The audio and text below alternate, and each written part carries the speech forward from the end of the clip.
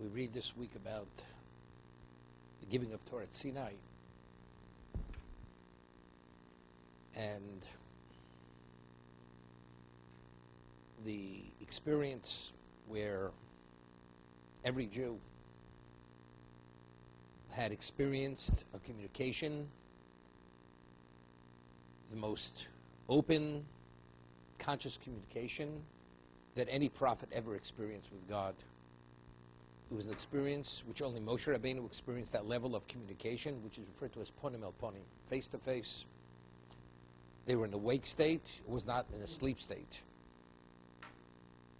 But you realize that to be able to achieve that capacity, even though it was miraculous, they weren't worthy to, or qualified to prophesy in a wake state, because they were not spiritualized to that degree. But nevertheless, as we once mentioned, namely Siforno, for every Jew to believe and understand what the dimension of Moshe's prophecy was, that it was face-to-face, they personally had to experience that level of prophecy, although they were not at the level, they weren't qualified, but for the sake of establishing Torah, which is based on the dimension of Moshe being Av HaNaviim, being the father of all prophets. There was no prophet as great as Moshe Rabbeinu. So for the sake of that, to establish the viability and authenticity of Torah beyond any doubt that Moshe is God's spokesman, they had to experience it at that level. But nevertheless, we find that there was a 49-day trek from the time we left Egypt until Mitzrayim, until we arrived at Sinai, and it was only on the 50th day that God gave us the Torah. Meaning, evidently, there was a preparation period that we had to undergo certain levels of spiritual preparation before we had the capacity to be able to stand at Sinai. We said Nasa v'Nishma, which was the ultimate. It was the ultimate level of negation to God. Our mouth spoke before our ears heard what the command was. It was an unequivocal acceptance of God's will, where Hashem himself says, Mi gilo rozel bonai, who revealed the secret to my children? They express themselves as angels express themselves, that they do before they listen, because there's no holdback, there's no barrier between an angel being a spiritual being and doing the will of God. Klal Yisrael at Sinai, we achieved that level. We advanced that level of spiritualization, that we had that capacity. We were totally negated to do the will of Hashem. But it was a process. It was a process. The Midrash asks a question: if the objective of the Geula, the redemption, was ultimately V'lokachti lochem li la'om, I should take you to be my people and I will be your God. V'hisu lochem li lokim, which was the fourth expression of redemption. Why didn't it happen sooner? We understand. V'go'alti eschem, that I will redeem you, that was the closing of the sea on the Egyptians. Soon after that, we should have immediately gone to Sinai. Why did we have this delay? That after Sinai, after the splitting of the sea, we had to wait so many weeks before we came to Sinai. And even there were a number of days of preparation, 3 days, and then so on and so forth. They could have had this earlier. And we had to undergo many things. We were confronted with Amalek and other issues. We were complained immediately from Egypt, Kriyas Yamsuf, the destruction of our masters, straight to Sinai. Why do we have this delay?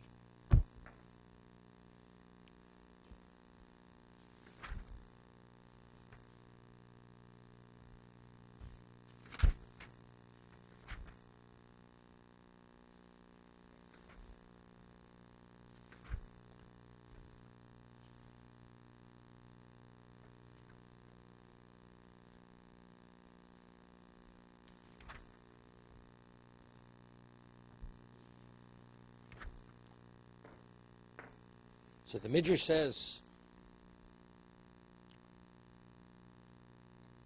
B'chodesh hashlishi, lama lo nit Torah k'sheyatzu Mitzrayim. The Midrash asks, why wasn't Torah given as soon as we left Egypt? Lo kachom Moshe v'otzias chom mi Mitzrayim tavdu es Elokim alohor hazeh.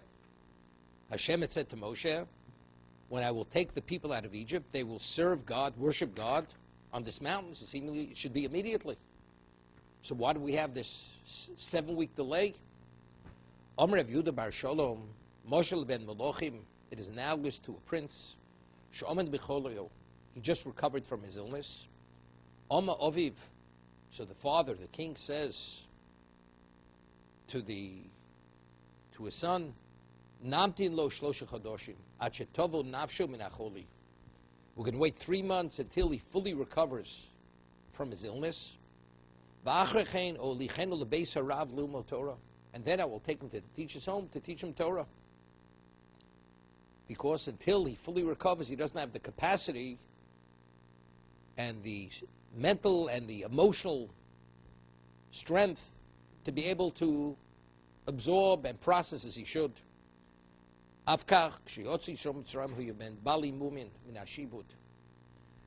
When we left Egypt, they were blemished from the bondage. We're not speaking physical, spiritual blemishes. We're blemished. We're handicapped. A Baal Mum is a handicapped person. They had blemishes from the bondage. Omar Kodesh Baruch Hu, Amtin Lehem Achi Yisrapu. I wait until they heal, they recover. And then I will give them the Torah. So this is part of the rehabilitation period, the recovery period. As it's cited that we have 49 days. Right when we left Egypt, we were holding at the 49th level of spiritual impurity.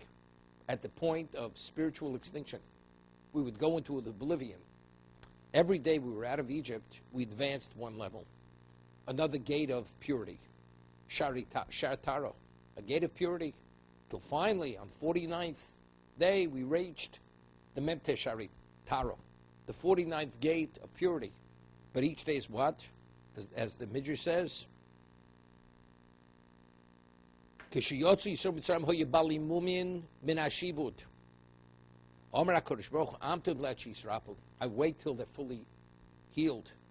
V'achrechein eti lemas haTorah. Until we reached the pinnacle of our spirituality, which was on the 49th level, only on the 50th did he give us the Torah.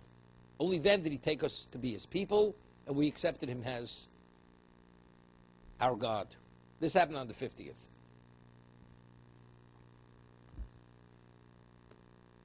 We find in last week's Parsha, Parshas Bishalach, the portion says that after we left the Yam Suf, the sea, and we took the spoils of the sea, we traveled, and then we came upon an oasis, and the water was bitter. It was called Morah, because it was bitter, and they complained, and they quarreled with Moshe Rabbeinu. And the Torah tells us, Vayitzik al Hashem, he cried out to Hashem, he prayed. Vayireu Hashem eitz, and Hashem showed him a tree. Vayashlich el hamayim vayimtku hamoyim. He took the tree, threw it into the water, and the waters became sweetened. Sham sam lo chok u'mishpat v'sham nisau. There, God established a statute and a law, and there we were tested. So Rashi says, what statute and what law did he establish there? B'mora nosalem miktsas parshios shel Torah she'yisasku b'hem. He gave us a number of portions of the Torah that we should engage in them. What were they? Shabbos, Porah Aduma, the red heifer, which pertains to our person comes in contact with the dead, purification process, Vidinim, and laws. Now, why was it necessary at this point to give us the Chok Mishpat? He gave us Miktsas Parshios, a number of portions of the Torah she's askable. Rashi, citing the Mechilta, doesn't say she kaimu osa, that they should fulfill them, that they should engage in them. So we're talking about study them. This is a spiritual engagement. It's a process. Why was this necessary? If it's not for the fulfillment, we were not yet Jews. We only became Yisrael only at Sinai. So the laws of spiritual contamination at this point have no relevance to us. Only when the transition went from Ben Noach, from Noahite to Yisrael, only then do we become susceptible for contamination. We don't find in Egypt when we did the Korban Pesach, there was no spiritualization process. Why? Because we weren't Jews yet. A non-Jew does not contaminate. So why was it necessary to give Parah Aduma, Shabbos, and Dinim at this point? It's not for the fulfillment, but they should engage in its study, in the study of Torah. So it was important for them to engage in Torah even before Sinai. Why was it so important to engage in Torah before Sinai? For what reason? We find that later, when we were attacked by Amalek, it says we were in Refidim. What is Refidim? So the Gemara tells us, because they were lax in regard to their Torah study, therefore we were attacked by Amalek. Rafu Yidei Min HaTorah. We weren't Jews yet. Would we have an obligation to study Torah? So evidently we did.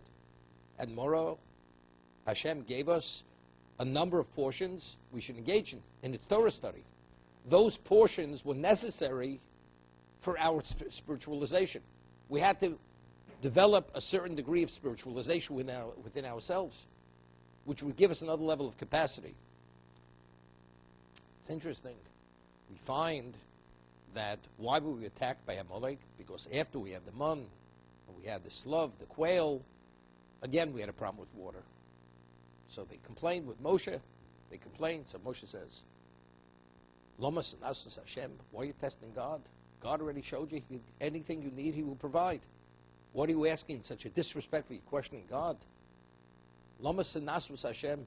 And they said something. Hayesh Hashem bir kirbeinu amoyin. Is God in our midst or not? So Rashi cites the Midrash. What is it analogous to? A child is sitting on a father's shoulders, and the child says to the father, Father, please give me that. It's lying there. Father bends down, picks it up, gives it to his child. Comes another location. Could you please give me that? Father gives him. Third time. The fourth time, father's walking. A man sees the child on his father's shoulders, and he says to the child, where's your father? The child says, I have no idea who my father is. I mean, here the father has been accommodating every request and every need of the child, and now the child says, I don't know who my father is. What does the father do? Takes the child, throws him to the ground, and a dog comes and bites the child. Now we'll understand where the father is. Here, all that Hashem has done for us, Kriyas Yamsuf, we have Mun, we have Slav.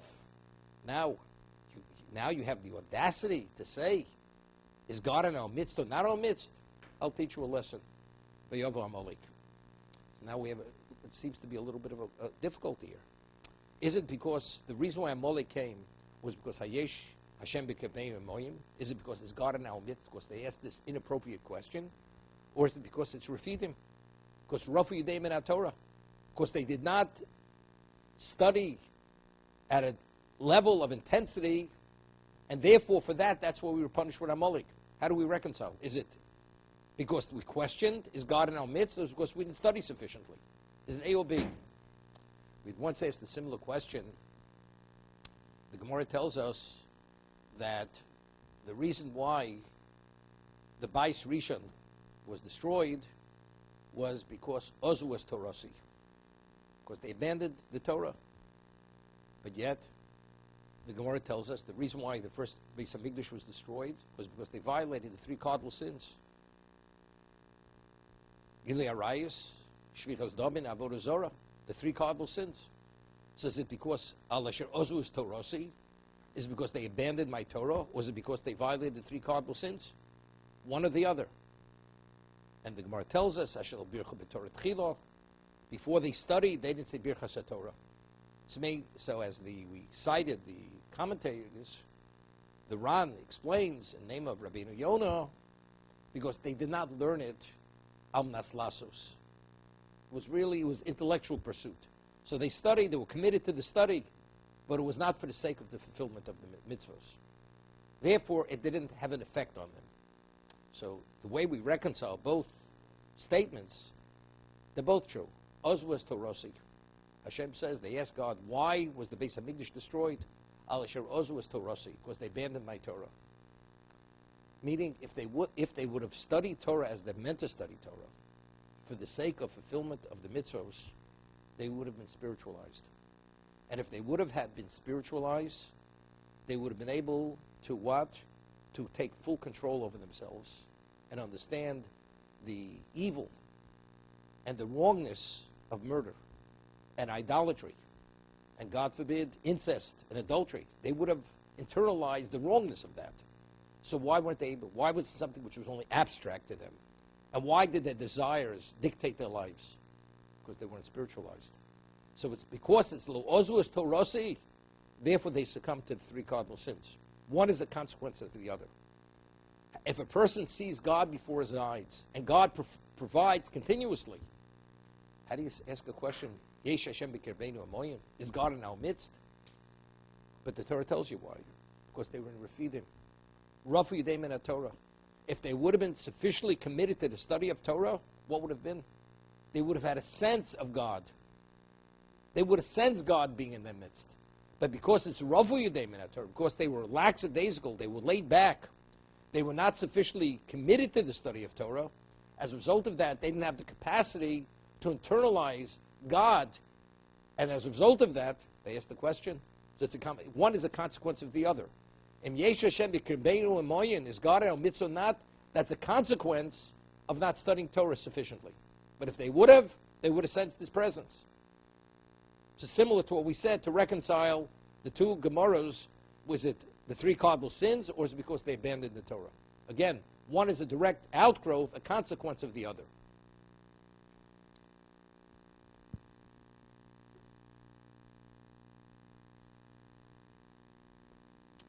The Gemara tells us, Godol ha-Talmud, sha-Talmud mevid li-maseh. Great is the study of Torah, that when you study Torah, it brings to the actualization of the mitzvah. It cites the pasuk, the verse in the Torah. Godol ha-Talmud, great is study of Torah, shemevi l'dei maseh. And of course, we're speaking where you study the Torah with in mind, luminam maslasos. You're studying for the sake of fulfillment. But the study there's something innate in the study, it spiritualizes the person that he's able to actualize the mitzvah. That is the value of the study. That's why study is so important. Godel ha-Talmud. It's interesting. The Chofetz Chaim, number of locations, cites Rav Chaim Vital, who was the student of the Arizal, who recorded all his writings, all the teachings of his writing, all his teachings he recorded them. He committed to writing of the Arizal. So one of his works, the Arizal of the Rav Chaim Vital, and the Chofetz Chaim cites this, that just as we have Ramach Evorim, as we have 248 parts to our body, there are 248 components to a Jewish soul, to the neshama. So there's a correlation between the 248 physical parts, and it correlates to the 248 spiritual components of the neshama. That's the correlation. Then he says, we have Ramach Mitzvah Aseh. We have 248 positive commandments. Each commandment, Mitzvah Aseh, generates a spirituality which nourishes an aspect of the neshama, of the soul. Whether it's tefillin, tzitzis, whatever it may be, each one corresponds to a certain part of the neshama. So the 248 mitzvahs say, each one corresponds to another component of the soul. Okay? If a person studies the laws of tefillin, which has greater value, which generates a greater degree of spirituality? Wearing tefillin or studying the laws of tefillin? Evidently, studying the laws of tefillin. Talmud Torah keneged kulam. Godel ha-Talmud shemevi l'dei maseh. Great is the study of Torah. It brings to the actualization of the mitzvah. If you only do the mitzvah of tefillin, what level of spirituality does it generate? It's spiritually a degree of spirituality which is limited. To what degree? To one component. But if we say Talmud Torah keneged kulam, So what's Talmud Torah? It's all-encompassing.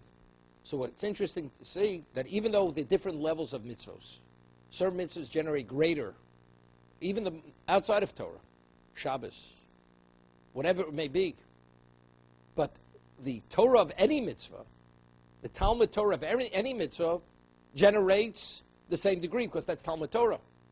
So the study is greater than whatever you're studying to be able to actualize. Godla Talmud Talmud Masa. So what's interesting, so what does the Torah do to the person? Why does a person have difficulty fulfilling mitzvahs? If a person would be fully spiritualized, he'd have no difficulty. He'd gravitate naturally to mitzvahs. He'd be drawn to mitzvahs. It's only because of our physicality, this is the obstruction, this is the holdback. Therefore, there's inertia not to do the mitzvah, because we're not inclined to spirituality. But if a person is totally spiritualized, Gemara tells us, Moshe Rabbeinu says to Klal Yisrael, Ma Hashem Elokecha Shol Mi Imach. What is God asking of you? L'yiro, so to fear Him, to this, to that. So Gemara says, you mean the fear of God is such a simple matter? Something which is not so simple. So Gemara says, for Moshe Rabbeinu it was Miltus Utrosiki. It wasn't for Moshe Rabbeinu it wasn't that difficult. Why was for Moshe Rabbeinu it wasn't so difficult? Because Moshe Rabbeinu was fully spiritualized. We see that even in his physical state he radiated. He radiated holiness. Even his physicality was spiritualized. Not even speaking about the dimension of his neshama, of his soul, to what degree he was spiritualized. So therefore, the study of the mitzvah spiritualizes the person to a greater degree than the actual doing of the mitzvah.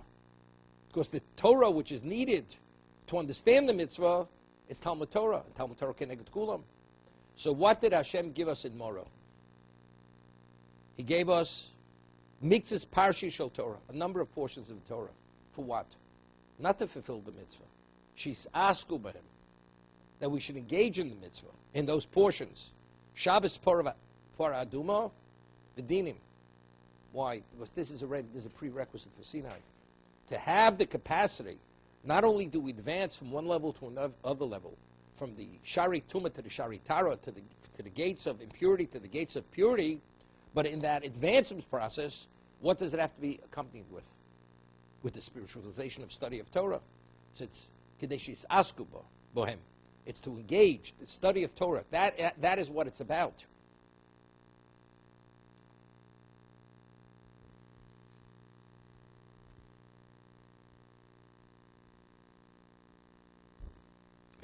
Another point.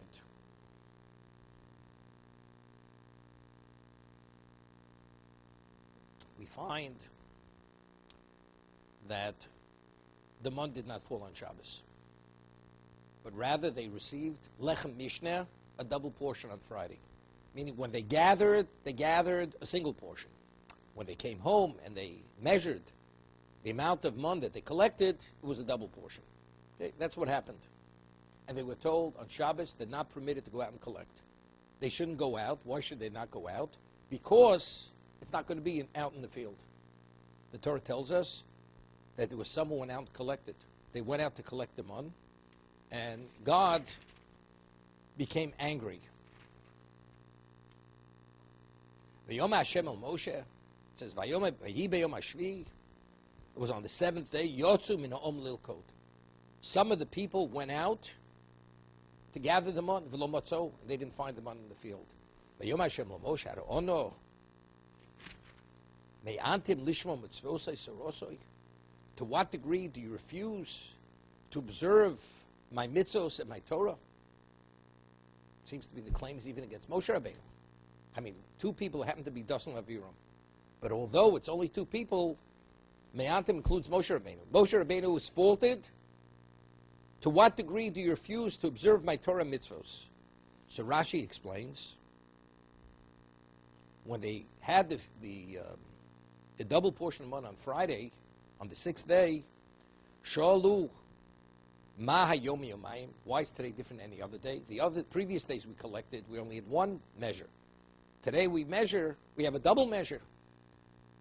Umikan yishlumo chadai lohigid lehem Moshe parsha Shabbos nitztab lo malahem. From here we see that they weren't aware that they were going to have the double portion, that Moshe did not yet teach them the portion the laws relating to the month, that they can receive a double portion on Friday. Then on Friday, on the 6th day, they're going to prepare for the 7th day, for the 6th and the 7th. They came with the question, what is this all about? This is God had told me to tell you. Therefore, Moshe Rabbeinu deserved to be punished. Therefore, it was said to Moshe, to what point do you refuse to keep my mitzvos? Moshe was included in the grouping. That was the punishment. That God spoke to him. He was included. So the obvious question is, before dozen of Aviram went out on Shabbos to collect the money, this was on Friday. This is on the 6th day of the week. So he already told them. So if he already taught them on the 6th day the laws which pertain to the mon, so now when the two people went out on the 7th day, did he already teach them? He already taught them the teachings relating to the mon. So why is he being faulted? Why is Moshe being faulted? He should have taught them earlier. He was told earlier to teach them. For whatever reason, he delayed. But actually, before the transgression took place, before dozen Aviram on Shabbos went out to gather the mon, on Friday, on the 6th day, they already were taught. So if they already were taught on the 6th day, why is Moshe being faulted? To what point do you refuse to keep my mitzvos and my Torah? So I think we see something profound and very important here about the study of Torah. A person studies Torah, and you have the Torah, you've just acquired it. And you possess it for one day. So, if you possess it only for a short period of time, to what point does it percolate and resonate and have relevance to your mind for that period of time? But if they would have had the Torah even 3 days earlier, 4 days earlier, from the time Moshe was taught to teach it to them, if he would have taught it to them sooner, that means the spiritualization of those teachings would have affected and impacted on them to a greater degree. So even though, so you see something interesting, they were aware that they're not permitted, they will not find the mun, because they said, why did you receive a double portion on Friday? Because tomorrow it will not be. So they're aware of this. Two people go out and collect the mun, and Moshe is faulted as refusing not to want to accept my mitzvahs and my Torahs. I taught them on Friday. It's true, but if you would have taught them a number of days earlier, when you were told to teach them, that means they would have possessed that Torah, and they were reflected on it and contemplated on it for a longer period of time. When you possess the Torah and you contemplate it and think about it, we're not talking about you're aware of the halacha. You're aware of the law. When you review it and you contemplate it, it's part of a spiritualization process. It gives you a capacity to be able to recognize the value of that law. That's what Moshe is faulted. So a person is a newcomer to Torah. He has a phenomenal, ingenious mind. And what he's accumulated in a week, another person hasn't accumulated in a year. It doesn't mean to say the person who has more Torah is more spiritualized than the person who has less, but the other person is committed to what he had studied. Because the Torah that the previous person, although he may have less knowledge, but because he's reflecting and he's studying it, reviewing it, whatever it may be, he's affected to a greater degree. That Torah is he's been spiritualized by that. The other person is just recent.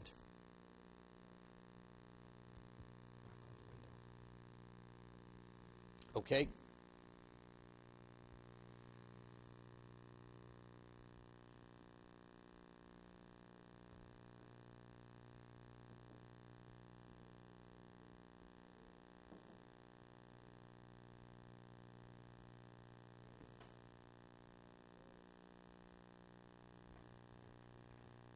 Okay. Vayishma Yisro Kohen Midyon Chosin Moshe. Yisro, the sheik of Midyon, the father of Moshe, had heard, Es Kol Asher Ose Elokim LaMoshe Yisrael Amo. All that Hashem had done to Moshe and Yisrael, his people, Ki Hotzi Hashem Yisrael Mitzroyim. The question is, Yisro heard something, and because he heard certain events, this drew him into the desert. What about the rest of the world? The rest of the world heard what Yisro heard. What did he hear? Rashi cites Chazal, Kriyas Yamsum Bechemes Amalek, the splitting of the sea and the war against Amalek. But yet, Yisro was affected and impacted, although he was a sheik, he was the equivalent of a prince. It affected him, impacted such that he's willing to give it all up, to abandon that, to attach himself, to study Torah, and become part of the Jewish people, and to convert. What about the rest of the world? Why weren't they affected to such a degree? One human being in all existence outside of the Jewish people, Yisro was the only one who came upon the value of what he heard to be able to be drawn into the desert, into a wilderness. Rashi says, Chazal, Tohu shel Midbar, the desolation of a desert. Why? In the Yos Yosher it says the world trembled. They were overwhelmed for what they heard at Kriyas Yamsuf. So if you're overwhelmed and you tremble to such a degree, don't you think maybe you should also gravitate in that direction? So you'd say maybe Amalek, he diffused it. He took the wind out of our sails, as they say. But Yisro should be the only one who should not be blinded by Amalek, should not be cooled down. There's many people who lived in existence at that time. He should be the only one. Why he? Why not anyone else? The Gemara tells us in Sanhedrin that Paro had 3 advisors.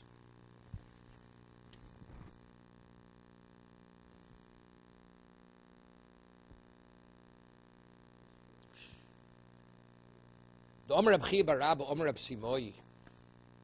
Reb Chia bar Abba says, name Reb Simoi, Shlosha hoyu ba'osa eitza.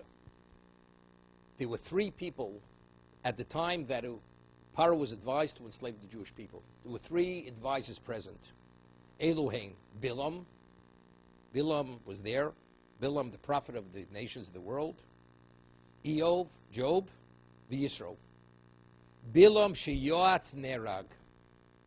Bilam, who came up with this solution, how to curb the Jewish proliferation in Egypt and all the concerns, he was killed because it was his initiative.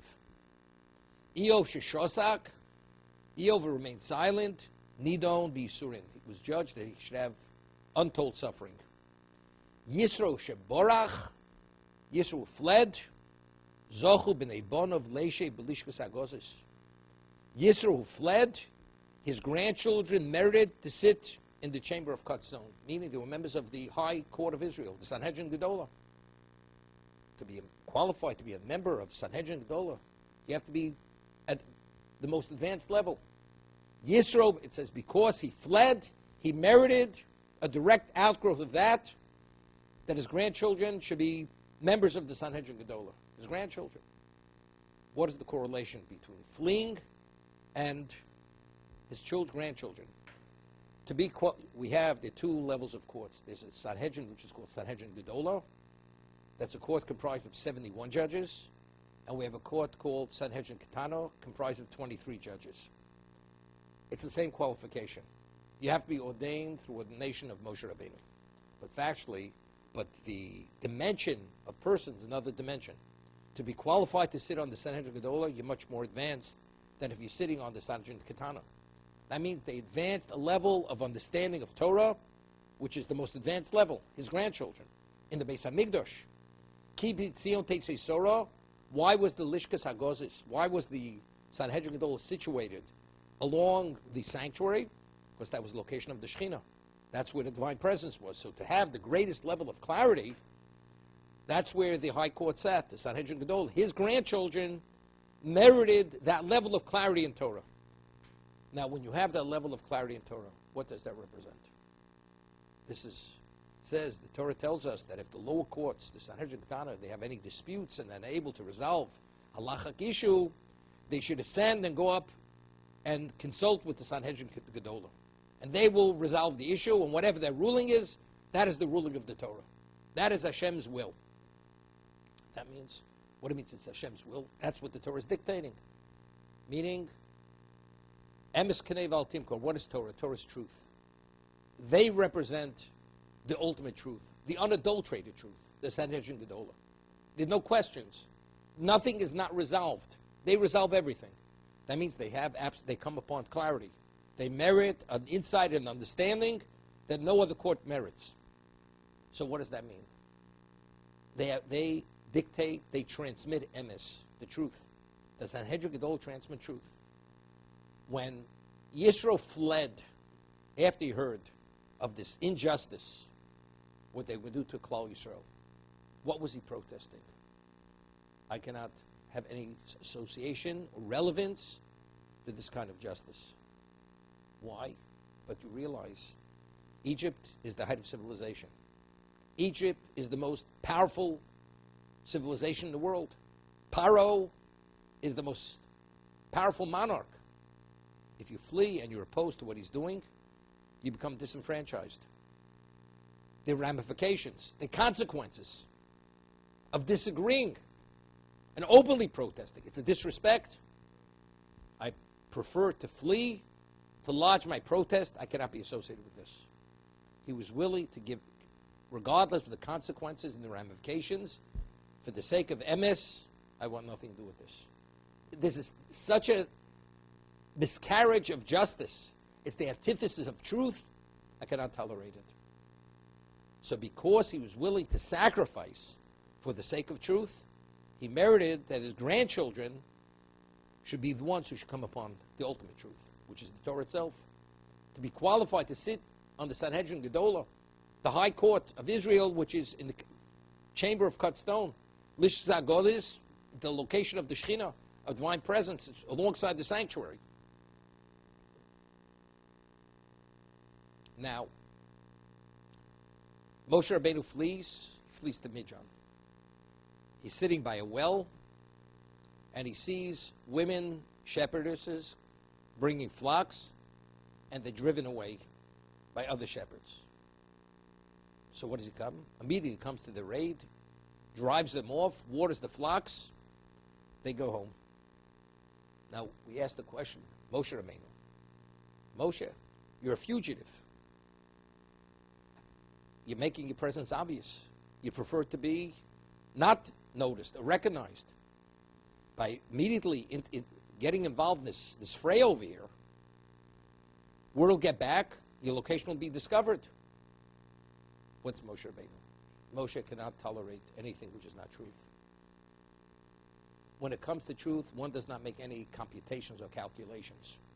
You have to do whatever you have to guarantee and establish truth, emes, justice. But what's going to be? That's up to God what's going to be. You cannot compromise on emes under any circumstance. The whole idea of there's a negative command, lo sugru meish. A judge is not permitted to be intimidated, to withhold justice because of anybody. Well, he could hurt me. He could financially cripple me. He could compromise me. Even physically, he could harm me. Not to where it's pikuach nefesh, where it's a question of life and death. Lo sugru meish.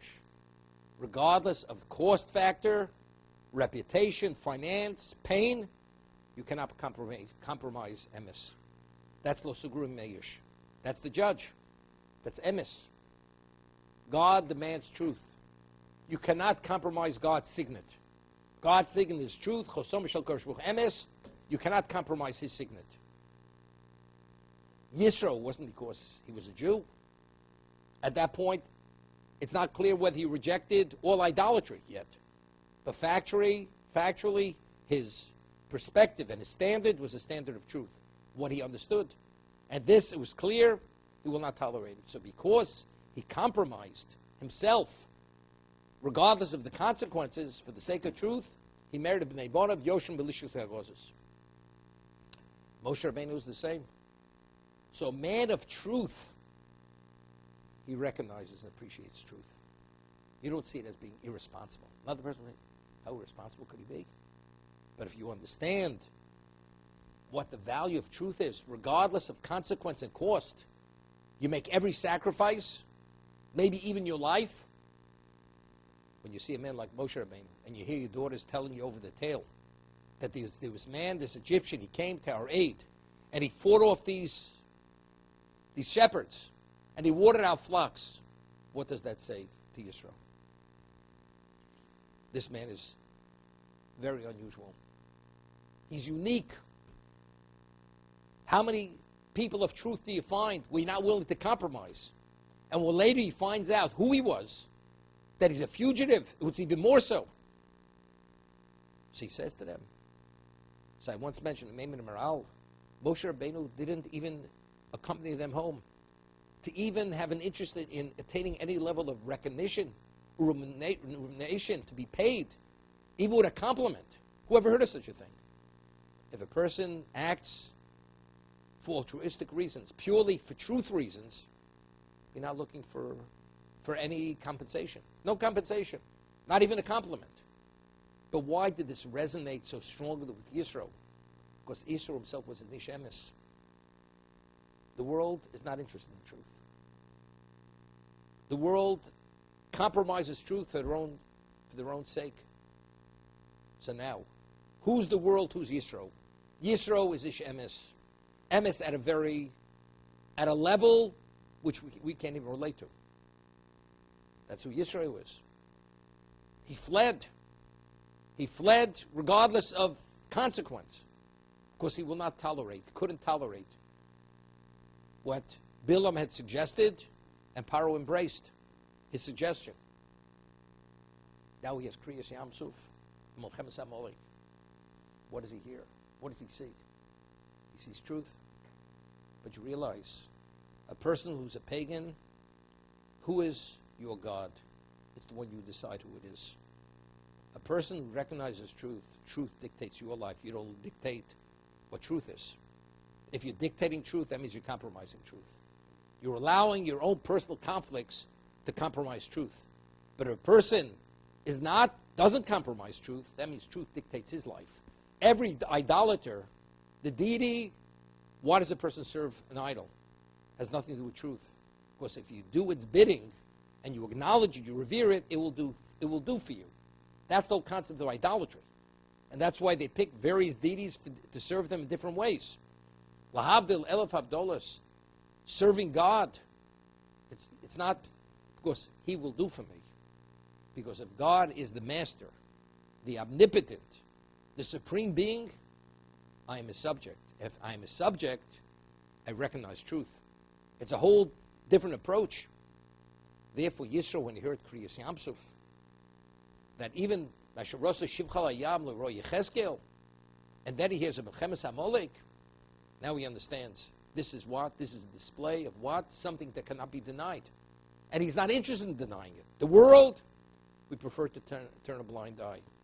Once mentioned, the Gemara says in Zvachim that at the time of Kabbalah Torah, when Torah was given, the world was quaking to the point that the nations of the world came to Bilam, who's the prophet of the nations, and said, Bilam, God is destroying the world. The world is coming to an end because the world was quaking. He says, no, that's not what's happening. They said, it can't be, because God said he will not destroy the world with water, bring a great flood upon the world. So they said to Bilam, but maybe he's going to destroy it by fire.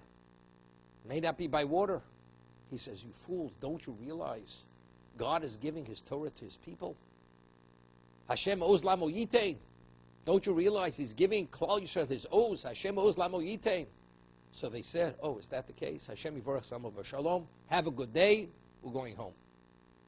That's the Gemara in Zvachim. I mean, if the world is quaking to such a point that the world doesn't have the capacity to tolerate the holiness of God, and he's giving the Torah to his people, why don't they convert? They could also become monotheists and convert to be Jews. Oh, as long as it doesn't affect our lives, as long as we're not dying and we could coexist, we're going our own way. What do you mean you're going your own way? You mean you're going to worship falsehood and deny truth? That's the average person. Who accepts truth? If you're able to somehow reconcile your own needs with truth, you evade truth. That's the world. Once they were secure and guaranteed, that's the reality, have a good day, we're going home. We're secure in our own cocoon. It may not be reality. It's irrelevant what it is. Each person has his own comfort zone. Each person creates his own paradise. It may be Gehenna, but it's what you believe it is. And as long as that's not going to infringe on us, we're protected, we do what we want. And that's it. But who processes things and within that context? The idolater. But Yisro wasn't first he started off when he protested, when it was Borach, that was a display of truth. He's not willing to compromise truth. And then what? Then, as Rashi cites, Chazal, Yisro served every deity in the world. And he came upon the truth that Kiyotei Hashem es Yisro Mitzrayim, that God took us out of Egypt.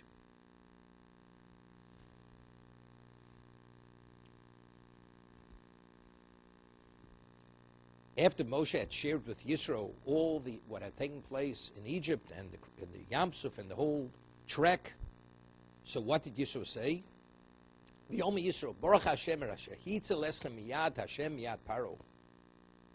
Asher hitzel esom mitach yad Mitzrayim. He saved you, people, from under the hand of Egypt. Ato yodati. Now I know ki godol Hashem mikol ha'elohim. God is greater than all other gods. How do you know? How do you know God? You mean you're so proficient in every deity that exists? So Rashi says, Mikol Elohim, Melamed Sheyamakir B'chol Avodus Kochob Mishmolam. He was proficient and he recognized every deity. He was proficient expert. Shliniach Avodus Kochovim Shlo Avodah. There was no idolatry that he did not serve. He was the expert. And after hearing what Hashem did,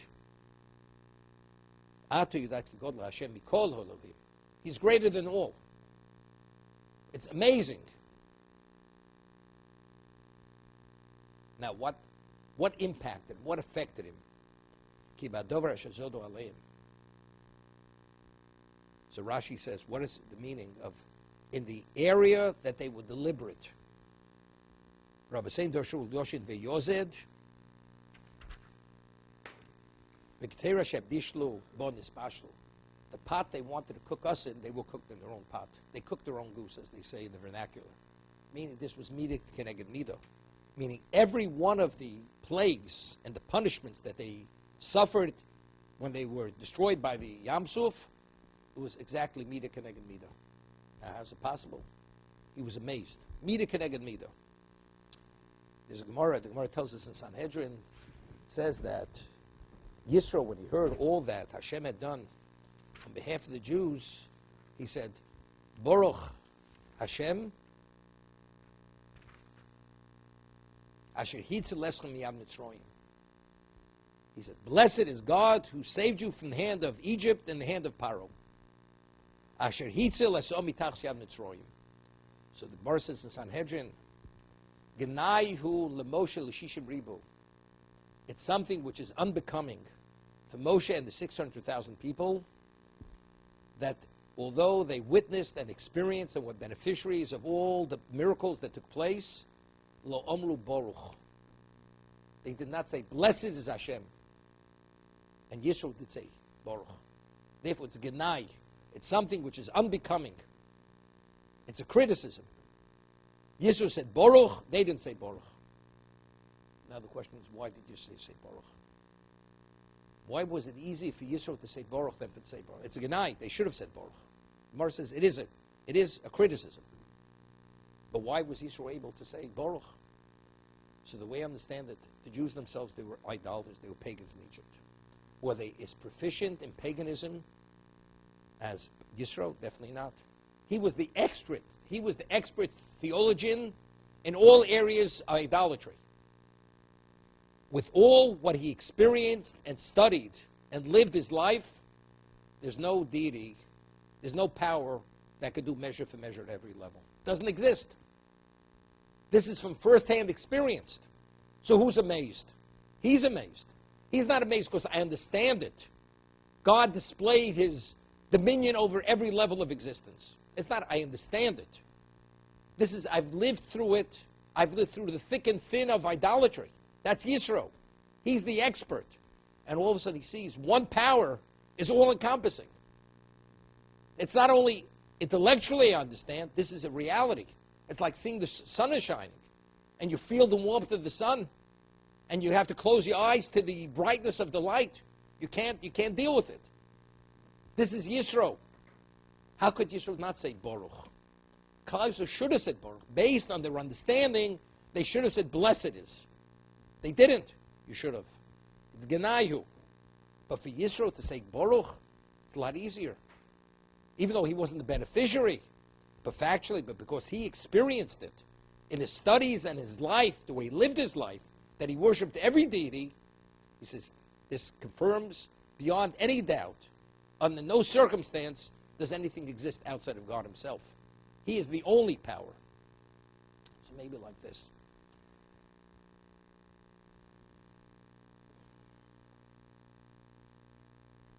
Once mentioned the Ksav Sofer. The Ksav Sofer says, what did he hear? Kriyas Yamsum Chemes Amalek, the splitting of the sea and the war with the Amalekites. So the Ksav Sofer asks, which is an obvious question, we understand is what to be impressed with the splitting of the sea. It was the greatest revelation of God's presence in this existence at this point.